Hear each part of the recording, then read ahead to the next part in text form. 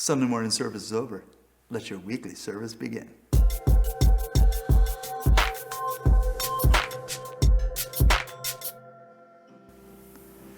Hey, welcome back.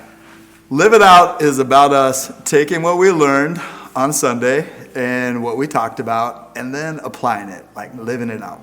So this week, today, we talked about this idea that the bad news is this. God made everything good, called us to be a part of it, and we fell when we were tempted. We being our first parents, right? Adam and Eve, but it's all of us, and we struggle with it, and you could check it all out in Genesis 3.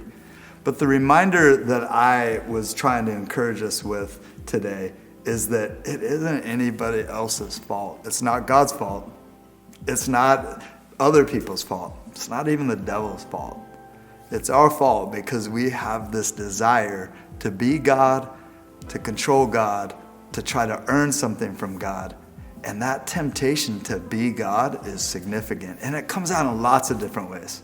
So today I want to ask you to consider what tempts you the most. Is it social media? Does it tempt you to go away from God? What is it that tempts you to go away from God and to try to control your own life? I'm not saying self-control is a bad thing. I'm saying unless you and I are focusing on God, recognizing that He's God, and that we can't ever be God or earn something from God, then we're going to try to be God.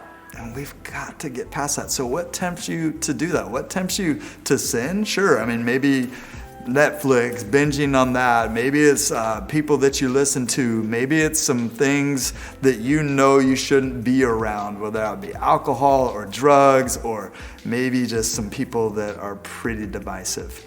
But what tempts you in your life to take your eyes off of the Lord? Would you do yourself a favor this week? Would you write out, spend some time in prayer, whatever way it is that you would do this, and figure out what are the things that tempt you to get away from the Lord? And then I'm going to say, especially if it's people, this is going to be difficult, but I'm going to say, look for ways to limit those temptations. Look for ways to not give in to those temptations. Now, if it's people that you're around all the time, you can't cancel them. I'm not telling you to do that. But I think maybe it's time for a tough conversation maybe and just say, hey, look, I'm not my best person when we're spending a ton of time together. And I need to actually be wise with how much time I'm spending with you. Or if it's your spouse or your kids, you let them know. I'm changing what we're going to talk about. I'm not going to give in to these things that tempt me to fix my eyes on people and on things and on worry and fear and all that. I want to focus on God.